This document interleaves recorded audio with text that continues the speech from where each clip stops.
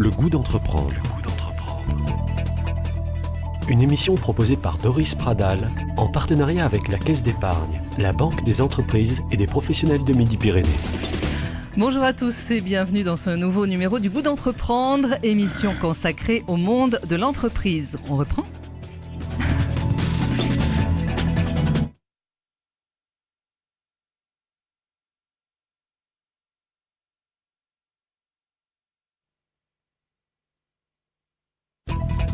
Le goût d'entreprendre. Une émission proposée par Doris Pradal en partenariat avec la Caisse d'épargne, la Banque des entreprises et des professionnels de Midi-Pyrénées. Bonjour à tous et bienvenue dans ce nouveau numéro du Goût d'entreprendre, émission consacrée au monde de l'entreprise. Nous recevons aujourd'hui Laurent Spanghero. Son nom vous est sans doute familier. 62 ans d'activité professionnelle, comme il aime à le rappeler, insatiable. Il a choisi aujourd'hui de se lancer dans une nouvelle aventure entrepreneuriale pour nous aider à mieux manger et donc à mieux vivre. Il est à la tête d'une start-up, Nutrinat. Laurent Spanghero, bonjour. Bonjour. Merci de nous rejoindre pour le goût d'entreprendre. Alors, le nom de l'émission vous colle parfaitement à la peau. Vous avez toujours eu soif d'entreprendre. On peut dire en quelque sorte que vous êtes toujours dans la mêlée, sans vouloir faire de jeu de mots. Vous avez eu plusieurs vies. Laurent, je pense qu'il serait intéressant de revenir sur votre parcours. Fils d'immigrés italiens, vous êtes né dans l'Aude à Bram. Et votre parcours semblait, au début de votre vie, vers, on va dire 16, 18 ans, tout tracé dans l'agriculture.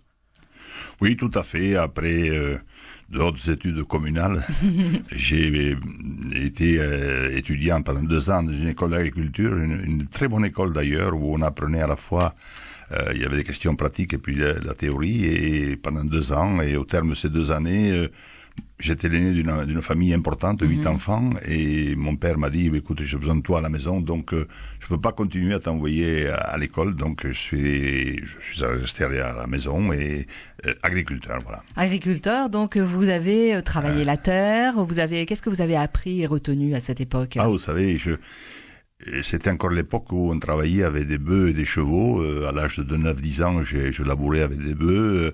À 15 ans, je passais la herse avec des chevaux. Et aussi, surtout, c'était le plan Marshall. Je me souviens du plan Marshall en 1948, parce que moi, je suis né en 39. Et mon père avait eu la chance d'obtenir un tracteur qui venait des États-Unis avec 4 outils. Et puis, dès l'âge de 10 ans, j'ai grimpé sur ce tracteur. C'est un souvenir merveilleux. Le sens du travail, le sens des valeurs, c'est à ce moment-là que vous avez acquis toutes ces notions ? Mais vous savez, quand on est l'aîné d'une famille nombreuse et de gens au départ extrêmement pauvres, mes parents n'avaient absolument rien quand ils sont venus en France, avaient le handicap de la langue et tout, et ils se sont fait eux-mêmes en travaillant beaucoup. Et puis aussi se mêler à cette vie du travail avec les ouvriers, puisque nous avions à l'époque 80 vaches à traire à la main, et puis dès l'âge de 10 ans, moi je me suis mis à traire des vaches aussi. Enfin, tout ça, bien sûr, ça vous incite à devenir aussi un peu volontaire. Ouais, tout à fait. Alors voilà. Ensuite, donc vous êtes parti travailler dans un abattoir ? Alors, entre-temps, il y a eu quand même le service militaire, puisque j'ai fait 28 mois à l'époque, c'était la guerre d'Algérie, et j'ai eu la chance de faire les EOR, donc d'être chef de section après, au terme de cette école, et un peu guerroyer auprès de la Légion étrangère, des parachutistes, tout ça, ça forme aussi, et puis c'est très formateur quand on a la chance d'être au mess des officiers, on côtoie des gens, des colonels, des commandants. Pour nous, c'était évidemment des icônes. Et donc, là, c'est une très bonne école. Oui. L'école de la famille, c'est une bonne école. L'école de l'armée, c'est une bonne école. Et puis, la 3e école que j'ai eue aussi, la chance d'avoir, c'est que, au retour du service militaire, ma foi, j'ai commencé à jouer au rugby. Et à un niveau relativement intéressant, puisque j'ai joué à Narbonne pendant 9 ans. Et là aussi, le sport collectif, c'est également une très bonne école. Tout à fait, également, voilà. Avec un lien fort avec le monde de l'entreprise. Absolument. Ouais, on va en reparler, Laurent. Ouais. Donc, en 1972, vous créez une usine. En 70. 70. En 70, je crée une usine après avoir... Votre première aventure oui, après avoir quitté la ferme familiale parce que, les conflits de génération avec mon père un peu, donc ont fait que j'ai décidé de quitter, d'autant plus que mon frère, notamment Jean-Marie, me suivait, donc il va me remplacer, puis moi je me suis inscrit comme ouvrier, enfin je me suis fait engager par un abattoir, parce que j'aimais bien les animaux, on a tous eu les animaux dans la ferme et tout, et j'ai travaillé pendant 3 ans dans un abattoir dans l'Ariège, à Pamiers.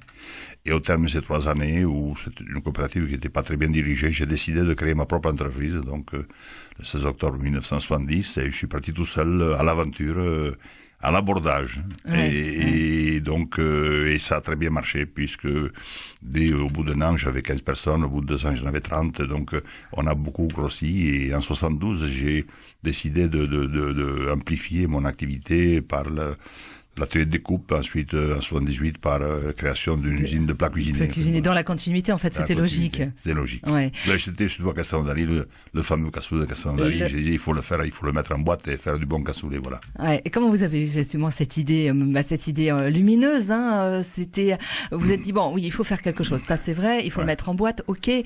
Mais comment vous avez su quelle est la petite étincelle qui vous a dit, ça va marcher? C'est-à-dire que d'abord, j'ai regardé un peu le marché, je me suis aperçu que William Sarin, c'était pas extraordinaire, c'était la Société de Strasbourg, mais c'était pas la Société de Toulouse. Ouais. Et j'ai demandé un jour à ma mère, j'ai dit, écoute, maman, dis-moi comment tu fais un cassoulet. Mais oui, mon petit, mais il faut 2 jours pour faire un cassoulet. Mais j'ai dit, justement, c'est parce que je veux apporter à nos consommateurs un produit beaucoup plus rapidement, facile à préparer. Et donc, c'était mon idée. Donc, et ma mère m'a expliqué, mais il faut tremper les haricots, il faut les faire blanchir, il faut griller la saucisse, il faut faire du confit, et donc tout ça, je l'ai bien intégré. Et puis voilà, et puis j'ai pris la décision de racheter une ancienne usine qui était une laiterie pour en faire une conserverie. Voilà, bon, c'est le début de l'aventure aussi. Le début de l'aventure, 500 salariés tout de même.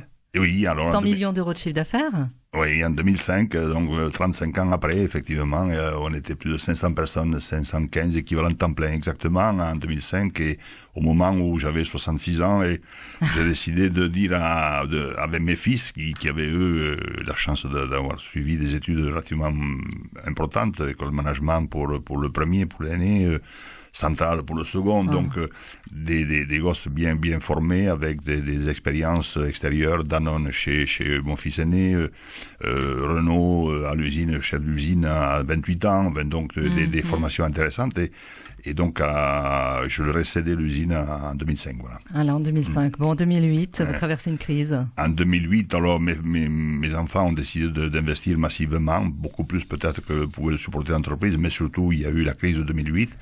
Et puis aussi le fait peut-être d'avoir quitté l'entreprise à cette époque-là, 2005-2006, une grosse entreprise en face, Socopa, qui était aux abois et qui a fait du dumping sur tous nos clients. Et ça a été, on a perdu 10 ou 15% de chiffre d'affaires. On a investi beaucoup plus que ce qu'on aurait dû. Et donc, à un moment donné, l'effet de ciseau a fait qu'on ne pouvait plus faire face à nos engagements. Et donc, il fallait prendre une décision. Ouais. Soit supprimer 150 personnes. Et donc, avec les lois françaises, c'est 3 millions d'euros qu'il fallait mettre sur la table pour licencier 150 personnes. Et mes fils ont dit, on ne pourra pas y arriver. Et donc, on a décidé de céder l'entreprise. Voilà, on a cédé à une coopérative qui a embauché des truands. Ouais. Et ces truands qui ont vendu du cheval pour du bœuf, et donc, mais avec l'entreprise qui s'appelait Spanghero, c'est nous qui avons... Ils avaient gardé le nom, en fait. Ils avaient gardé le nom, et c'est nous qui avons tout pris. Et donc, à ce moment-là, je me suis dit, c'est pas possible, on peut pas laisser comme ça. On a un honneur, et l'honneur, c'est important. Et donc, pour cette raison, j'ai décidé de m'intéresser de nouveau au sauvetage de l'entreprise qui était en liquidation. Il faut savoir elle avait déposé le bilan, elle était en liquidation, et donc je me suis replongé là-dedans contre l'avis de tout le monde, y compris mon épouse, mes gosses, qui m'ont dit, mais attends, mais tu es fou, c'est la folie. C'est vrai qu'il n'y avait pas beaucoup de chances de réussite, entre 5 et 10%, c'est ce que j'avais estimé, mais j'ai dit, si c'est 5%, 10%, si on peut sauver 90 ou 100 emplois, il faut le faire. Voilà. Et donc, à la barre du tribunal, j'ai repris cette entreprise qui était assassinée par ces gens-là. Elle avait été complètement assassinée. Plus de clients, plus de fournisseurs, plus de confiance. Une entreprise mal entretenue. Enfin, c'était catastrophique. Et j'ai bien sûr galéré un peu pendant 18 mois. Mais pour la remettre à peu près d'aplomb, en tout cas pour faire en sorte qu'elle soit assez attractive pour que quelqu'un vienne s'intéresser à elle. Et j'avais entre autres des relations, bien sûr, parce que j'avais aussi d'autres activités que l'activité professionnelle syndicale beaucoup. Et donc, une personne a dit, bon, écoute, pourquoi pas, ça nous intéresse, mais à condition que d'abord tu restes avec nous pendant 1 an, mais surtout que tu nous aides à faire plier les banquiers, tout ça. Donc, on a fait ce qu'il fallait. Et puis, l'entreprise a été reprise il y a 2 ans maintenant, voilà. Donc je vois que vous avez les larmes aux yeux lorsque vous en parlez, mais est-ce que, j'allais dire avec un petit peu de recul, vous êtes fier de ce que vous avez fait? Ne parlons pas de fierté, disons que on a accompli ce qu'on avait à faire. Ouais, voilà. Ouais. Voilà. Ouais. Aujourd'hui, vous êtes un jeune créateur d'entreprise. Vous êtes à la tête d'une start-up. Alors, on va y revenir dans un petit instant. Vous restez avec nous, Laurent. D'accord.